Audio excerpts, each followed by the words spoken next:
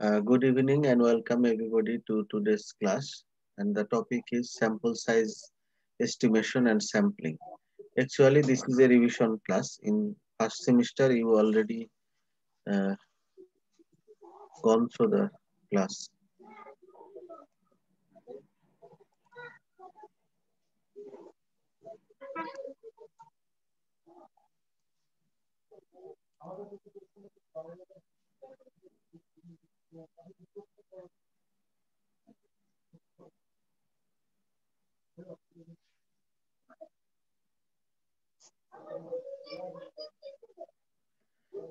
সবার microphone mute করে রাখেন। So sample size estimation and sampling. At first, sample size calculation. Common যে formula আমরা স্যাম্পল সাইজ ক্যালকুলেশনে ইউজ করি, গিলফোর্ড এন্ড ফ্লুচার ফর্মুলা। এটা হচ্ছে সার্বজনীন একটা ফর্মুলা, যে কোনো স্টাডিতে এটা ইউজ করা যায়। Guilford and Fruchter formula. ফর্মুলাটা হচ্ছে স্যাম্পল সাইজ n সমান সমান Z square P Q by D square. Here n সমান সমান মিনিমাম স্যাম্পল সাইজ, জেড হচ্ছে critical value of alpha at 5% significance level, it is 1.96। এই জেড এর ভ্যালুটা ফিক্সড 1.96। সবাই মাইক্রোফোন মিউট করে রাখেন, সাউন্ড হচ্ছে, নয়েজ হচ্ছে।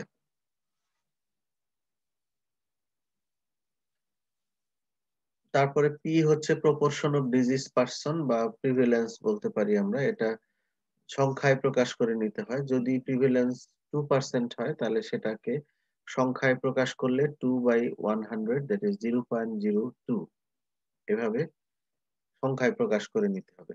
আর কিউ হচ্ছে 1 - পি। 1 থেকে যদি আমরা পি মাইনাস করি তাহলে যে সংখ্যাটা পাওয়া যায় সেটাই হচ্ছে কিউ। যদি প্রিভিলেন্স 2% হয় তাহলে পি হচ্ছে 0.02 আর কিউ হচ্ছে 0.98। আর ডি হচ্ছে অ্যাকসেপ্টেবল মার্জিন অফ এরর। এটা সাধারণত সর্বোচ্চ 5% আমরা ধরি। 5% ধরলে তার মান হচ্ছে 0.05। তাহলে এই গিলফোর্ড এবং ফ্লুচার ফর্মুলা দিয়ে আমরা বের করতে পারি, স্যাম্পল সাইজ ক্যালকুলেট করতে পারি, যেখানে এই প্রত্যেকটা মান খেয়াল রাখতে হবে। জেড বলতে কি বোঝায়, পি বলতে কি বোঝায়, কিউ বলতে কি বোঝায় এবং ডি বলতে কি বোঝায়।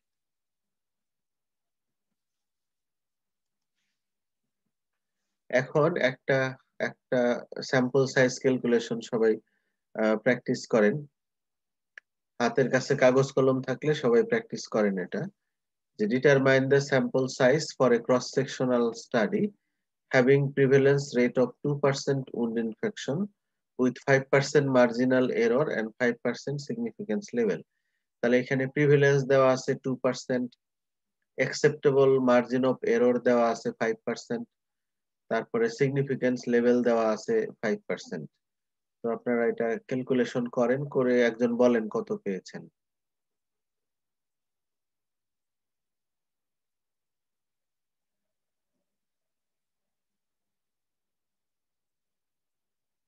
কেউ কি করা শুরু করেছেন নাকি করা সম্ভব?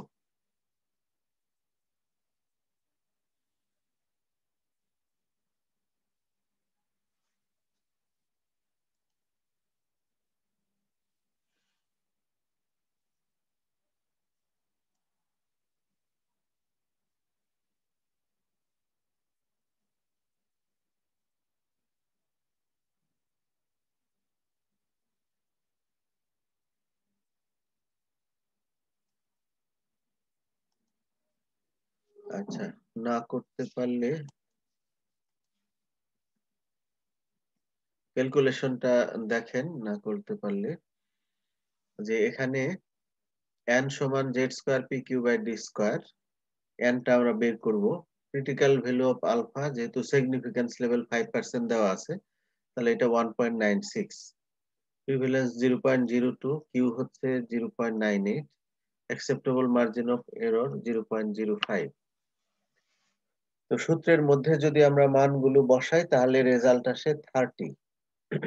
তাহলে এখানে ক্যালকুলেটেড স্যাম্পল সাইজ হচ্ছে 30।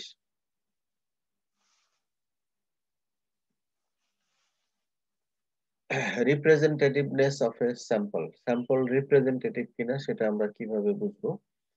Representative means that the sample composition must be like that of population composition. অর্থাৎ কোন একটা পপুলেশন যেভাবে কম্পোস্ট হয়, মেল থাকে, ফিমেল থাকে, বিভিন্ন এজের লোকজন থাকে, বিভিন্ন কাস্টের লোকজন থাকে, বিভিন্ন অকুপেশনের লোকজন থাকে। তো এরকম আমরা যখন স্যাম্পল সিলেক্ট করব, তো সেই স্যাম্পলেরও একই রকম মেল ফিমেল থাকবে, বিভিন্ন এজের লোকজন থাকবে, অর্থাৎ সকল শ্রেণী পেশার রিপ্রেজেন্টেটিভনেস থাকবে স্যাম্পলের মধ্যে। এটাই হচ্ছে যে কম্পোজিশন, পপুলেশনের যে কম্পোজিশন স্যাম্পলেরও সেই একই রকম কম্পোজিশন হবে। যদি তা হয় তাহলে আমরা বলবো যে স্যাম্পলটা representative. A representative sample has all the important characteristics of population from which the sample is drawn. Example হচ্ছে, if a population is composed of doctors, nurses or MLSs, the sample also be composed of doctor, nurses and MLSs proportionately. Sampling frame, when every sampling unit or study unit is numbered for the purpose of data collection, then each unit is called sampling frame. Actually, sampling frame is the numbered sampling unit. Sampling is the process of taking sample from population. Sampling technique, আমরা আগেই জানি যে sampling technique দুই রকমের, probability sampling or random sampling। এর মধ্যে আছে পাঁচটা: simple random sampling, systematic random sampling, stratified sampling, clustered sampling and multi-stage sampling। অন্যদিকে নন প্রবাবিলিটি স্যাম্পলিং বা নন র্যান্ডম স্যাম্পলিং, এর মধ্যে অনেকগুলো আছে, তার মধ্যে কমন তিনটা: convenient sampling or purposive sampling, quota sampling and judgement sampling.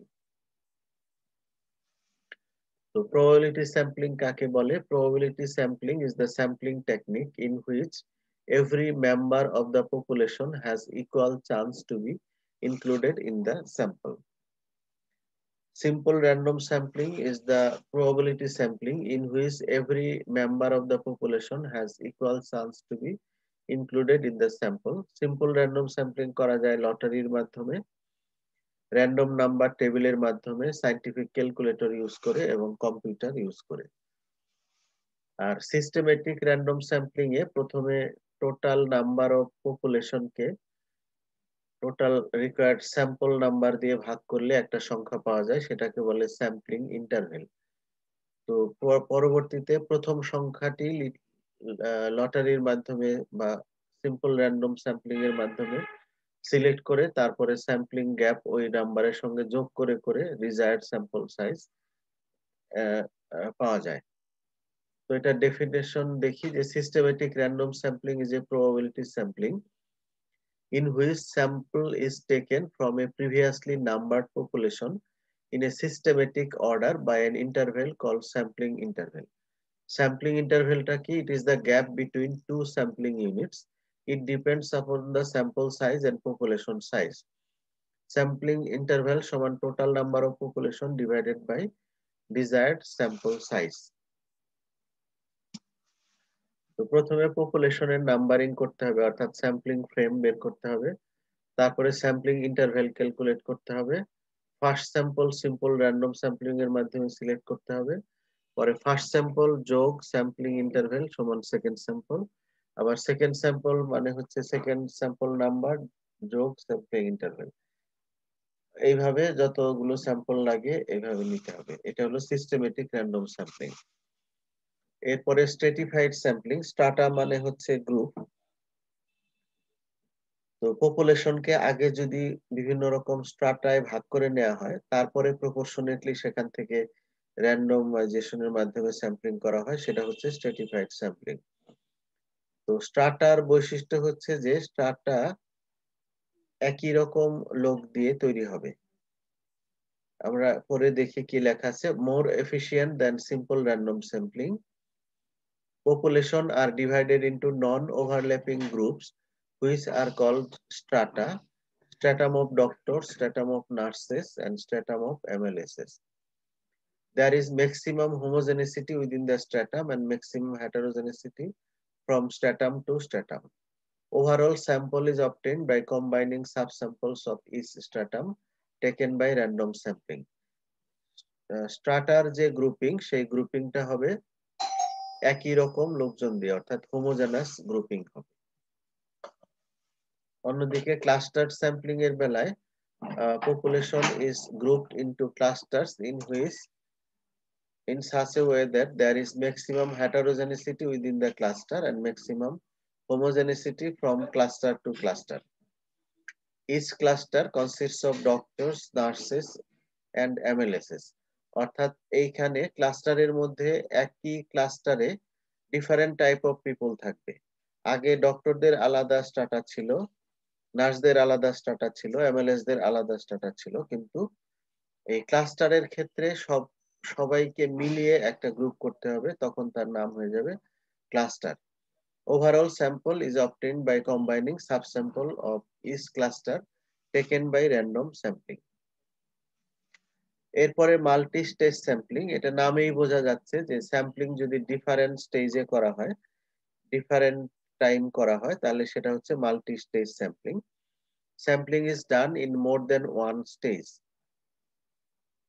Primary sampling unit, secondary sampling unit, tertiary sampling unit এবং আলটিমেট স্যাম্পলিং ইউনিট।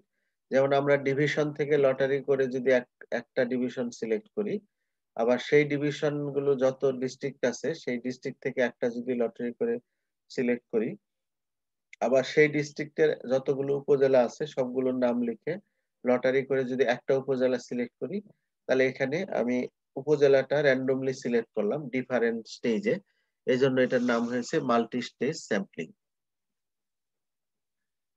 এরপরে আরেকটা ভাগ যেটা ছিল non probability sampling. Non probability sampling is the sampling technique in which sample is selected according to the wish or choice of the researcher.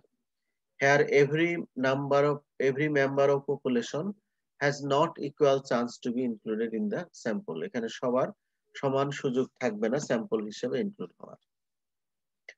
তো নন probability sampling এর মধ্যে সবচাইতে বেশি ইউজ হয় কনভেনিয়েন্ট স্যাম্পলিং, অথবা এটাকে বলে পারপাসিভ স্যাম্পলিং।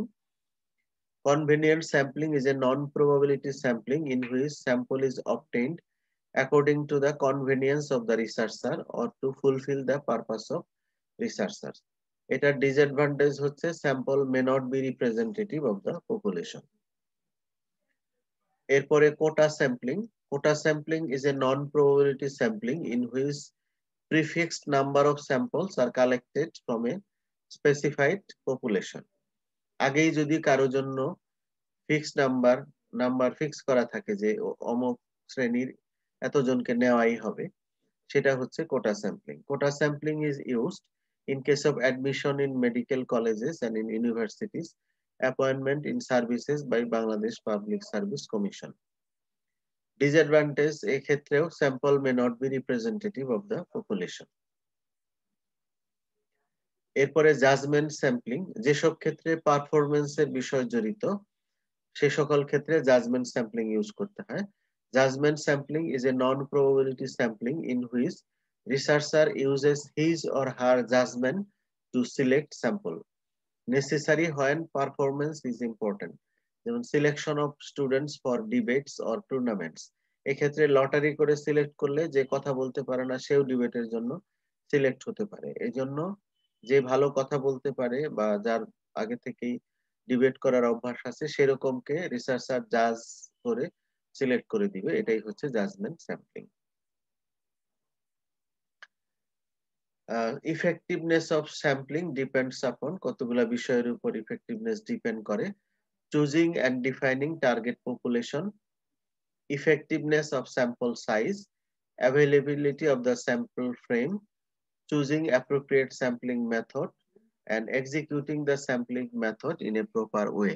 এই বিষয়গুলোর উপরে আমাদের স্যাম্পলিং এর ইফেক্টিভনেস ডিপেন্ড করবে। তো থ্যাংক ইউ এভরিবডি, আজকের ক্লাসের এই পর্যন্তই ছিল। কারো কোনো প্রশ্ন আছে? প্রশ্ন না থাকলে এখানে শেষ করছি। আল্লাহ হাফেজ।